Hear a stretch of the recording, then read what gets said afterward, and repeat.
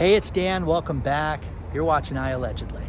And I do have a good one for you today. I am in South Coast Plaza in Costa Mesa, California. And I love the holidays. Just love them because they're so festive. But there is something that could totally destroy the holidays this year and completely derail the economy, which is a strike, a locomotive strike and a rail strike. And before I get into it, please take a second. Please like the video, subscribe to the channel. And today we have a sponsor, Private Internet Access, which I will talk about a little bit later. But let's talk about this. In September, there was a potential rail strike that could have ruined everything with the supply chain through the end of the year. We had heard about this extensively. Now, flash forward, they agreed to a simple 2-month agreement. There are 12 unions that make up all the rail workers in the United States, which is kind of fascinating. But here's the thing. 2 of the 12 unions have said that they don't want to agree to it. Now, I got to use a cheat sheet here. The members of the Brotherhood of Locomotive Engineers and Trainmen, BLET, and yard masters with the Transportation Division of the International Association of Sheet Metal Air, Rail, and Transportation Workers. They're called SMART. And the yard masters are a non-operating craft. Anyways, these 2 groups have got together and they refuse to agree to terms right now. And they had about 75% voting. It's 53% that they want to strike right now. But the problem with it is that here's the fascinating thing. You want to hear about loyalty? And this is what blew me away. This is why this is relevant. If one union, all it takes is one, says, hey, we're not going to agree to terms, the other 11 step forward and say, okay, deal's off. We're going to go not cross the picket line and nothing's going to be sent by rail. It's all or none, which is fascinating when you think about that, because what else is like that in the world, guys? I really, what other than the unions doing this? And you can sit there and you can be anti-union, and I've commented a lot of times about how ridiculous it is that these kids at Starbucks want to form a union, but these people that are in the rail unions, they want the proper pensions, they want the proper pay. You've heard a lot about, pensions for rail workers and how they've been depleted over the years. This is what they're talking about right now, guys, because you don't care about today. Yes, you care about your wages. Yes, you want to make sure the hourly rate is right and that you're in safe working conditions. All that stuff is factual. But what the big problem is the pension 10, 15 years down the road. That's what these guys are fighting for. So absolutely fascinating, but rarely do you ever see this, that it's like this. Now, this reminds me, I don't know why I'm comparing it to this, and people that work with their hands are going to flip out right now. Do you remember the TV show Friends? After the 2nd season, when they started to renegotiate, they went in and they said, all 6 of us get paid the same thing or we're not going to do it.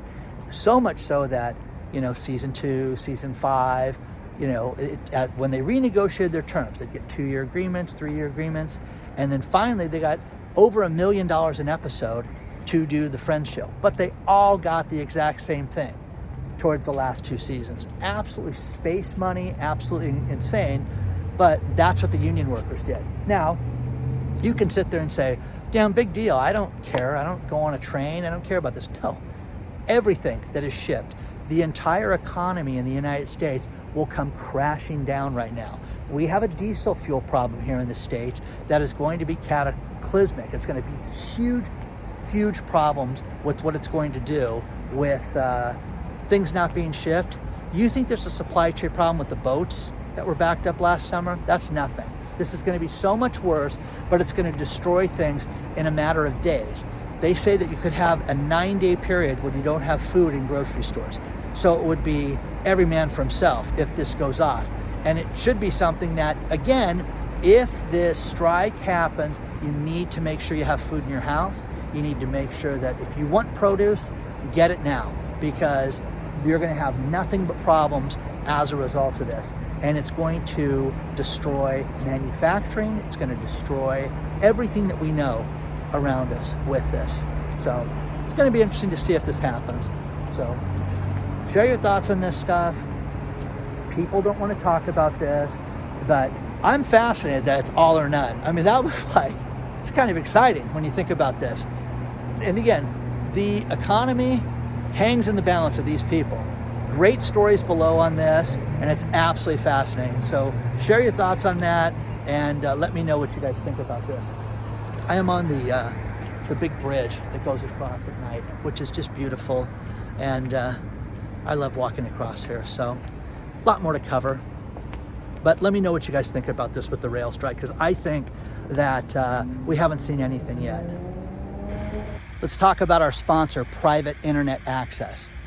I want you to think about how many times you've been online with your phone, with your computer, the iPad, over the course of the last week. I want you to understand every time you do that, you jeopardize yourself and put yourself at risk that hackers can steal your personal information. They can find out your bank account, keystrokes, everything. There is a way around that. And there is a thing called a virtual private network, a VPN. A VPN makes your location completely anonymous, your keystrokes completely anonymous, and protects you with a tunnel of encryption for you to go online. The bad guys cannot see anything that you're doing. Think about all the hacks we've heard about over the course of the last 2 months, whether they be medical or they're online with these trading, crypto trading. They could have protected themselves with a VPN through Private Internet Access. Right now there's a Black Friday special where they will give you 84% off. It's pennies a day, but you can have up to 10 devices in your home completely covered. There is no hardware to install. It is one button to press and you are protected from going online. I mean this. This is the best thing that I have purchased in the last year. I used this product before they sponsored the channel, but this is something you have to have right now. Think about this. When was the last time you logged into your doctor portal? They want your medical records. The bad guys are searching for your bank account, your brokerage account, your pension, everything. You need to protect yourself, and the only way to do that is with a VPN through Private Internet Access. It's the perfect name for the company because that's exactly what you get. You get Private Internet Access when you use this company. Sign up today, use the link below, save 84% off their regular price. They're even making it 4 months free right now when you guys sign up and you get the minimum purchase. It's absolutely amazing. Check it out today, but you need this level of encryption, guys. Please, I'm telling you, you don't want to put yourself at risk. I think about every place I go online right now, and I love this product.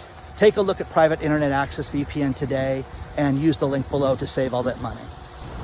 Do you think that the real estate market is in deep trouble? Do you think we're going to see a crash unlike anything we've seen in the past?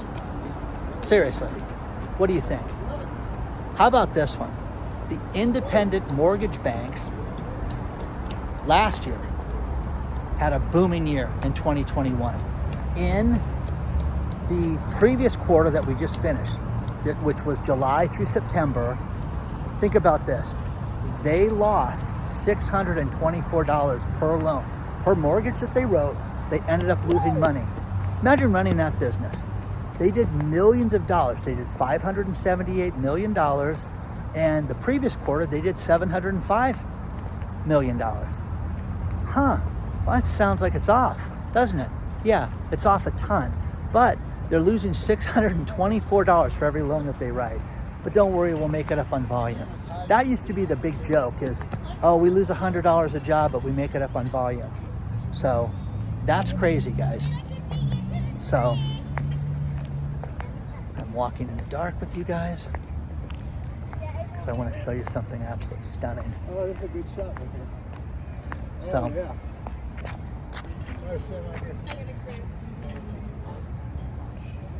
the beautiful Christmas tree outside of South Coast Plaza. So, just a beautiful time of year. I love things like this. They just lit the tree last night. So, absolutely cool to come out here and see this. But guys, the mortgage industry is finished. The banking industry is finished. Wells Fargo, which used to be the second or third largest lender, has nothing, has a shell of what it used to do. Let's walk around this thing, get closer. Do you get concerned about this stuff like that? Just sit there and hear that the independent mortgage banks are losing money on every loan. The origination to write a loan is $11,000. Isn't that crazy? Read the article from Housing News. It's insane. It's absolutely epic and upside down. But isn't that beautiful? All these people. Just absolutely stunning. Every year, they do such a good job, and it's so well lit. And I'll go a lot closer for you guys. Just beautiful to see this, guys. All the poinsettias at the bottom, all the lights. How cool that is. Isn't that just nice? Just stunning. We need more of this in our lives, guys. So share your thoughts on this. Do you think that they're going to rebound? Do you think that there's going to be a turnaround in real estate? That's what people have written me. And I think that they're sniffing glue, and I think they're crazy, and I think that they're in the mortgage business and they want it to turn around, but it's not going to turn around, guys. So share your thoughts on this stuff.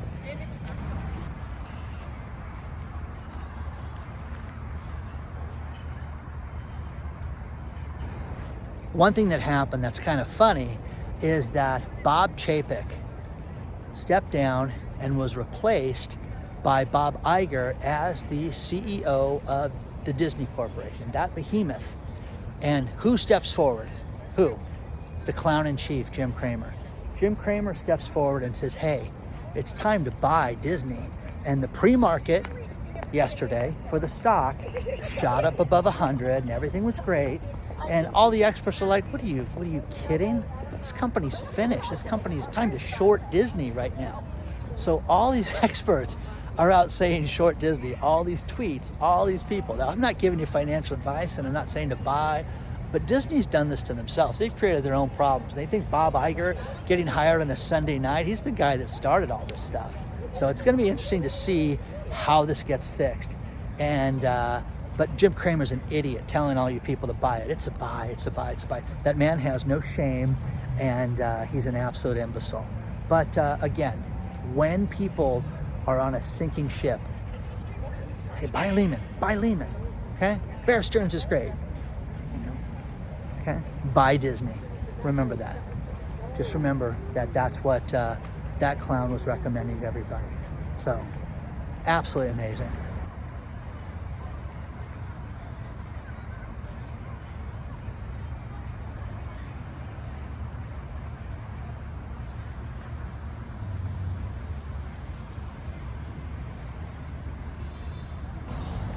Here is something that's kind of fascinating. Did you know that sports writers are not supposed to bet on the sports that they cover? I never knew that. Never knew that until I read this story. And the New York Times is going to start letting their sports writers bet on the sports that they cover. Now, occasionally you could bet on horse racing, dog racing, or iAllegedly, which you'd have to be a degenerate gambler to do any of those three on a regular basis. So it's fun. When I was a kid, my dad took me to the track, and on my 18th birthday, I won, and it was not worth the stress. So I told that story before, but I just realized I didn't like to gamble that much. I hate losing the money. So once again, iAllegedly. Anybody sat there and said, oh, I'm gonna go bet on iAllegedly, but now they're gonna let sports writers bet on the teams that they cover, which is fascinating. I love this. There's a huge consumer satisfaction survey, and American Customer Service Index, which I've never heard of until today, until I found this story. But the company that's falling the fastest from favor is Amazon. People are sick of Amazon. They used to have a score that was as high as 88%. They were the highest score in the country for customer satisfaction, customer service, and everybody loved them. That has changed. And now it's down below 65%, and people are talking about how it's just falling. They've gotten it up as high as 79% with customer satisfaction, but people in general are sick and tired of the delays and all the messes with Amazon. So, the convenience is fine. I like to go try stuff on. When it comes to shoes, like shoes and men's sports coats and things like that and clothes, man, I'm telling you, it's hit or miss with me online purchasing stuff. But to go and try it on, it's just, okay, this fits. No, it doesn't. I hate this. Goodbye. It's just so much better for me. So share your thoughts on that stuff, guys, as we go to the holidays and we have all these wonderful times. I love after a big scandal and we get stories that come out and you hear these great things that happened about how people ran into the fraudster 6 months earlier and called him out. There's a man named Terry Duffy from CME Group who was an old, stock trader, and this guy's been around the block and he's a no-nonsense guy, and he met Sam Bankman-Fried at an event, and the guy was talking about let us take over your options, your trading, your cryptos, and this guy Terry's like, you're a fraudster, man. I met this guy for 10 minutes and figured out he was totally full of it. He told him that if you're going to be this altruistic guy that's going to give away billions of dollars, how come there's not a $10 billion thing that you're giving away right now? You should give away $10 billion right now. Do it if you've got all this money.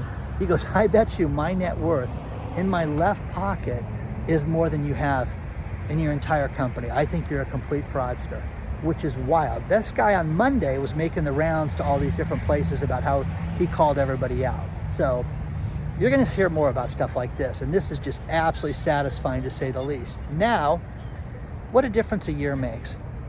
Last year, there was more real estate agents that were in business, 1.56 million. Everybody wanted to sell property. It was going to be fantastic. They were going to make their fortune. What a difference a year makes. Think about this. In October, 37% of all real estate agents did not pay their rent. And that was up from 20% the previous month. So it's going in the wrong direction. These people have no money for marketing. They have no money for anything. And there's a great article out of Yahoo, 3 takeaways to ask your agent. No, ask your agent for a financial statement. Demand the marketing plan right now if you have to sell your house, and know exactly what they're going to spend. I want to know, are you going to just put a sign in front of my house? I can do that. And you can go to the MLS and you can get somebody to put it up for you if you think that your house is going to sell. You don't need these people. If they're not going to actively market in a down economy right now, it's going to do you nothing. So share your thoughts on this stuff, guys, because this is getting really fascinating and very, very festive, to say the least. I'm going to finish this video with this last story tonight. Just a real quick video for you guys. Christie's The Auction House was about to auction off a T-Rex, a full T-Rex that was put together. They found all the bones and put the T-Rex together. Absolutely epic. Only problem was a famed paleontologist, a man named Pete Larson. Think about this. This guy's a dinosaur bone expert guy. Sat there and said, hey, I looked at this thing, and this, by the way, they named the T-Rex Shen, S-H-E-N. He goes, listen, I saw Shen, and it looks really similar to Stan, which was a T-Rex that was sold 2 years ago. And I think that they've taken bones from Stan and tried to make this thing complete, and they're trying to resell it and double dip. Think about this. The paleontologist guy, this is the greatest day of this guy's life. This guy studies bones and studies T-Rexes and dinosaurs, and this guy steps forward and got this auction stopped because he looked at the bones. He could look at the bones, standing there looking at it, and from his observation that these bones were similar to the thing that was sold 2 years earlier. Is that crazy? So, absolutely unbelievable. So you won't be able to buy the T-Rex now, guys, for Christmas. So if you guys were going to say, hey, allegedly I'm spending $20 million in that T-Rex for your house, which I wouldn't have the room for it, but okay, thank you. I appreciate the thoughtful gesture, but it's no longer for sale. Do not forget to hit the like button. Please subscribe to the channel. There'll be more stuff coming out this week. Onward and upward, guys. Take a look at private internet access. Again, it's the best thing I've bought all year, and everybody should have a VPN in their lives. Plus, if you guys are local and there's any good Christmas lights or anything I should be seeing this holiday season, please share them with me, and I will see you guys very soon. Onward and upward.